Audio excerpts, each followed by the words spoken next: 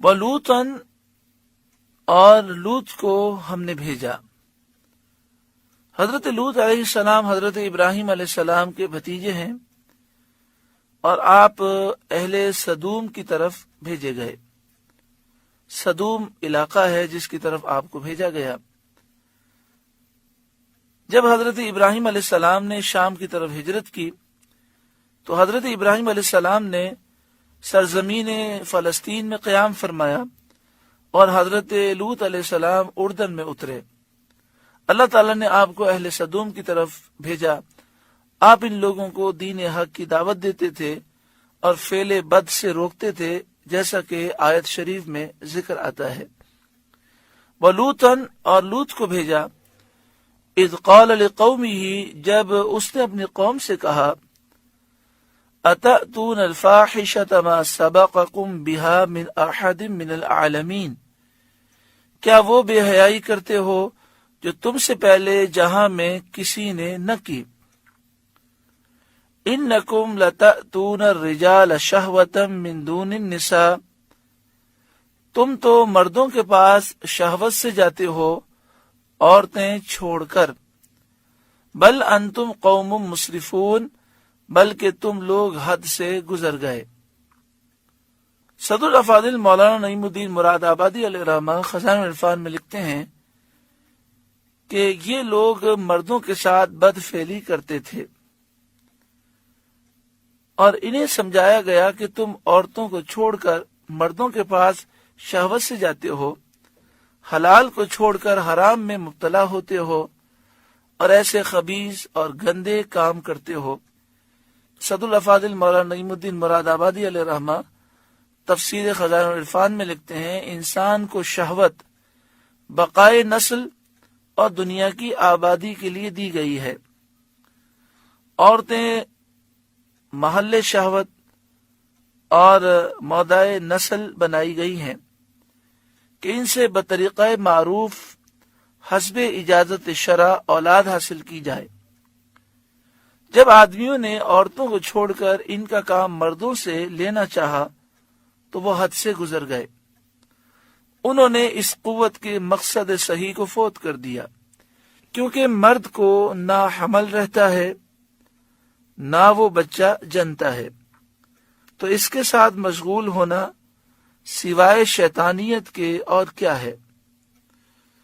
علماء سیر و اخبار کا بیان ہے کہ قوم لوط کی بستیاں نہایت سرسبز و شاداب تھیں، وہاں غلے اور پھل بکثرت پیدا ہوتے تھے، زمین کا دوسرا خطہ اس کا مثل نہ تھا، اس لیے جا بجا سے لوگ یہاں آتے تھے اور انہیں پریشان کرتے تھے۔ صدر افاضل نعیم الدین مراد آبادی علیہ الرحمہ یہ لکھتے ہیں کہ قوم لوط کی جو بستیاں تھیں، ایک تفسیر کے مطابق 5 بستیاں تھیں۔ یہاں علاقہ بڑا سرسبز و شاداب تھا، اور لوگ پھل توڑنے کے لیے یہاں آ جاتے تھے اور انہیں تنگ کرتے تھے،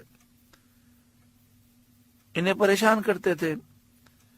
حضرت صدر الافاضل مولانا نعیم الدین مراد آبادی علیہ الرحمہ تفسیر خزانہ العرفان میں آگے لکھتے ہیں، ایسے وقت میں ابلیس لعین ایک بوڑھے کی صورت میں نمودار ہوا اور ان سے کہنے لگا کہ اگر تم مہمانوں کی اس کثرت سے نجات چاہتے ہو تو جب وہ لوگ آئیں تو ان کے ساتھ بد فعلی کرو۔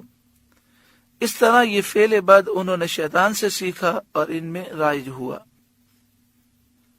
وما کان جواب قومہ، اور اس کی قوم کا کچھ جواب نہ تھا، الا ان قالوا اخرجوہم من قریتکم، مگر یہی کہنا کہ ان کو اپنی بستی سے نکال دو۔ جب بھی آپ انہیں نصیحت کرتے تو کہتے کہ لوط علیہ السلام کو اور جو ان کے ماننے والے ہیں ان کو بستی سے نکالو۔ انہم اناس یتطہرون، یہ لوگ تو پاکیزگی چاہتے ہیں، پاکیزگی ہی اچھی ہوتی ہے، وہی تعریف کے قابل ہے۔ لیکن اس قوم کا ذوق اتنا خراب ہو گیا تھا کہ انہوں نے وہ صفت جس کی خوبی بیان کرنی چاہیے اس کو عیب سمجھ لیا۔ تو انہوں نے یہ جو کہا نا انہم اناس یتطہرون، یہ لوگ تو پاکیزگی چاہتے ہیں، یہ ان کا مقصد یہ تھا کہ یہ لوگ پاکیزگی کو برا سمجھتے تھے۔ اب اس بات کو سمجھنے کے لیے ایک مثال دی جاتی ہے، آپ اس مثال پہ غور کریں گے تو ماحول آپ کو سمجھ میں آ جائے گا۔ جب بعض لوگ شادی کی تقاریب کرتے ہیں یا کوئی بھی تقریب رکھتے ہیں، مثلا خواتین میں یہ مسئلہ بہت عام ہے، کہتے ہیں فلاں عورت کو مت بلانا، یار یہ تو بڑی نیک عورت ہے، یہ تو پردے دار عورت ہے، نیک عورت ہے، یہ ہمیں یہ کام نہیں کرنے دے گی۔ تو اس کا مطلب نیک عورت کہہ کر تعریف کرنا مقصود نہیں ہوتا، بلکہ یہ نیک ہونے کو برا سمجھتے ہیں، پردے کرنے کو برا سمجھتے ہیں۔ جب قوم کا مزاج اتنا خراب ہو جائے اور حالات یہاں تک پہنچ جائے تو وہ قوم تباہی کے قریب ہو جاتی ہے۔ ایک مسلمان ہو اور وہ پاکیزگی کو، حیا کو، شرم کو عیب سمجھے، شرعی پردے کو عیب سمجھے، تو اس پر تف ہے، افسوس ہے اس پر کہ وہ کیسا مسلمان ہے، کتنا دین سے دور ہو گیا ہے۔ اسے اللہ کے غضب سے ڈرنا چاہیے کہ انسان اگر شرم و حیا کا پیکر نہ ہو، پردہ شرعی ہماری بہنیں اگر نہ بھی کریں تو کم از کم اس کی دل میں محبت تو رکھیں۔ نعوذ باللہ من ذالک۔ آج ماحول اس طرح کا ہو گیا کہ یار یہ ہماری محفل میں فٹ نہیں ہوگا، اس کو نہیں بلاؤ، اور رشتے کی بات بھی ہو تو یہی جملہ کہا جاتا ہے، نہیں یہ تو بہت پردے والے ہیں۔ اب یہ کوئی خوبی کے طور پہ نہیں کہا جاتا، یہ ان کی نظر میں عیب ہوتا ہے، یعنی نعوذ باللہ من ذالک۔ پردہ کرنا، شرم و حیا ایک خوبی ہے۔ آج لوگوں کی حالت خراب ہو گئی، ان کا ذوق خراب ہو گیا کہ وہ خوبی کو عیب سمجھ رہے ہیں، اور یہ تباہی کی دلیل ہوتی ہے۔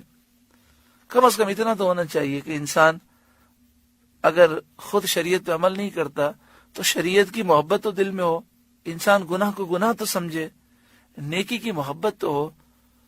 انشاءاللہ تعالی قرآن کا درس عام ہوگا، قرآن کے نور سے منور ہوں گے تو یہ ساری برائیاں انشاءاللہ دور ہوں گی۔